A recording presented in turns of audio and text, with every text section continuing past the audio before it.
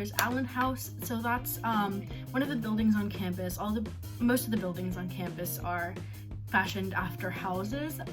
So Allen House is one of them. It is where the Office of Diversity, Equity, and Inclusion is housed, but it's also just kind of an area for students to like kick back and have fun and study. It's a place, like there's a television, there's a kitchen, so there's resources there for FGLI students if they want to use it, and just underrepresented students in general. The thing that I wanted to talk about specifically was the REACH program. So REACH stands for Recognizing Each Other's Ability to Conquer the Hill, and officially it recognizes the need to assist first year and second year underrepresented and first generation students in adjusting academically, emotionally, and socially to college. So the way that this program works is during the first year, this is my experience as a REACH mentee. Next year I hope to be a REACH mentor, but as a mentee you fill out a form kind of just talking about like what you're looking for in a mentor and like what kinds of things you think that you'll need the most help with. It's just kind of an interest form. I personally didn't really like fill it out super extensively, but I still was matched with someone who was really, really perfect for me. And also they'll take into account if you want them to, like, you know, any preferences that you may have. If you want a mentor who shares your economic background or shares your racial, ethnic background, they can definitely take that into consideration. It's kind of an informal thing that you and your mentor can decide on, but basically you'll meet for like several times throughout those first 6 weeks, because those are a crucial point in college students' first year. Like those first 6 weeks can often decide whether you stay or not at the school. So what happened with me and Celeste was like we were both taking intro psych the first semester, so we studied together a lot. She lived in Allen House, or Snowden House, which is the multicultural center at Kenyon College, and it's a place where students can also live. There's an application process, but so we would always be in Snowden, like studying psych and getting ready for the weekly quizzes that we had in that class, and it was just a really great way to bond and like get to know one another. And like when we went to study, we would also talk about like what our homes were like and like our experiences as immigrants in the United States, and just like the way that having that background can impact your experience at Kenyon College, because it is really different. Kenyon is a predominantly white school, it's a predominantly wealthy school, and so coming from a background that doesn't fit into those categories can oftentimes be a little bit I don't want to say alienating, but it can be a little bit isolating, maybe a little bit, where you feel like you're not like everyone else and you hear conversations that you can't relate to.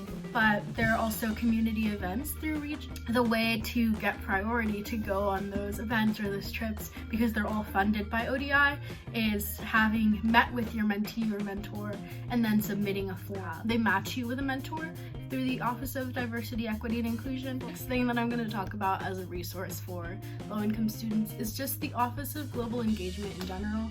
The Office of Global Engagement is also the place that's in charge of international students and working with all of that paperwork and with the International Pre-Orientation Program, which I can talk about in a second, and just also serving as an actual space and a resource for international students. There are different job requirements and different job restrictions for international students. For example, we can only work up to 20 hours a week, I believe, so that does affect you know, how many jobs maybe an international student can take out, or which jobs, because there are some jobs that have a lot more hours than others, etc. So they tell you all about that during Prio. They kind of show you around. There are meals provided for that entire week at Pierce, which is our dining hall, so that's always really great. One of the important things to think about is ODI support. So support from the Office of Diversity, Equity, and Inclusion to get help with textbook expenses is available, or to pay for music lessons, which do have a cost additionally at Kenyon College.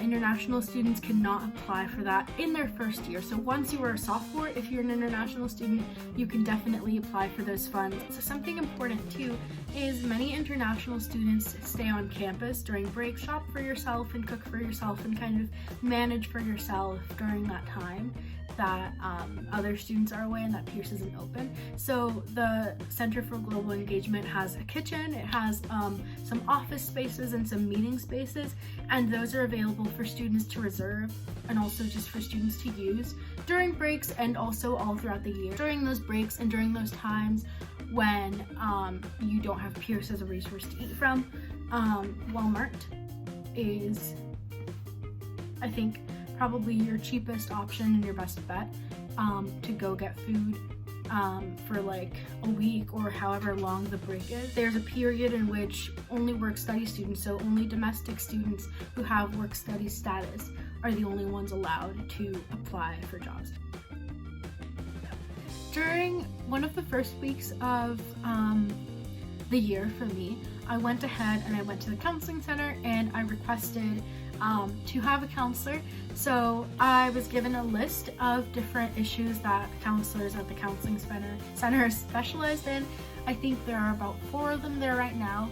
So there were kind of some student complaints that I've heard on campus about not really having enough counselors. People would like to see more so that they can have more opportunities to go to the counseling center, because I have heard that it can be a little bit difficult to get an appointment.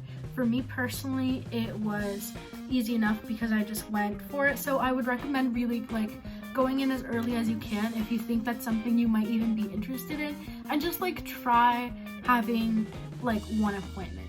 I also eventually saw a psychiatrist. So I think Kenyon has one psychiatrist who doesn't live on campus. He comes in on like I think a monthly basis to speak to students on Saturdays. So that can be a little bit more difficult to get an appointment with him.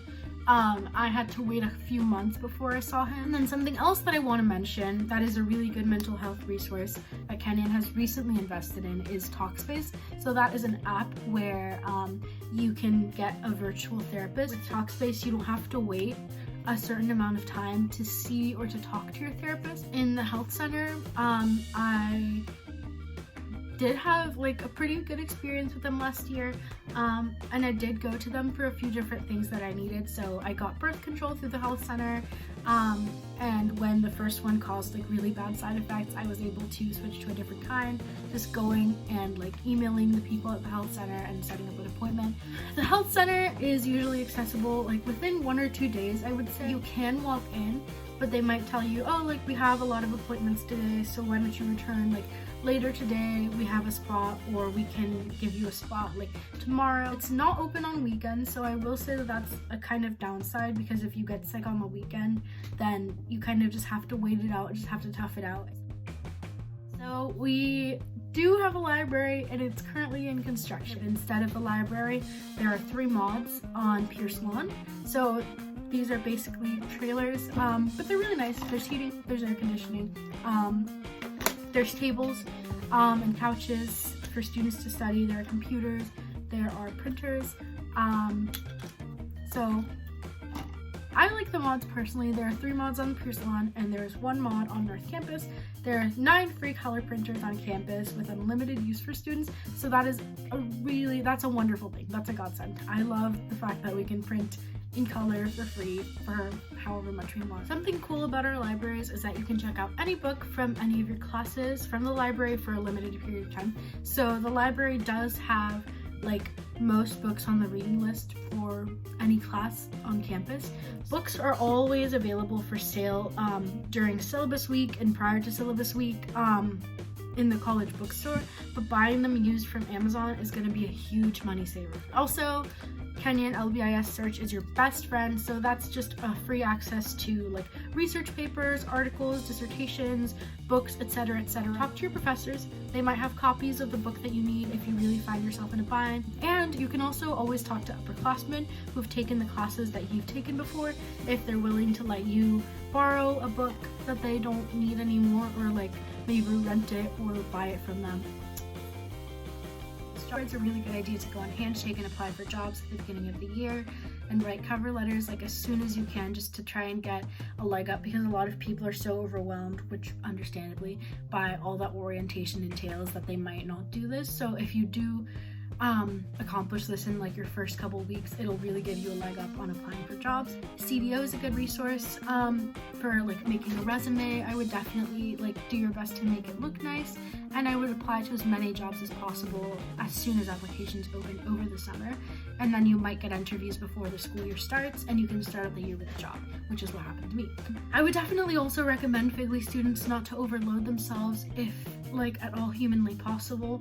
I took 3 jobs my first semester and it didn't work out for me, and so I switched around in my second semester. Now I know that a lot of people have to take like more than one job just to like support their families, if that's something that they have to do, or just to support themselves. And so I would just say like to try and have a balance, like see if you can't have a job that like has a lot of hours but that you can do a lot of homework during. If you all want to contact me, I will put my information somewhere around here. If you have any questions about anything at all, anything that I haven't mentioned in this video that you're wondering about. But yeah, thank you so much for watching.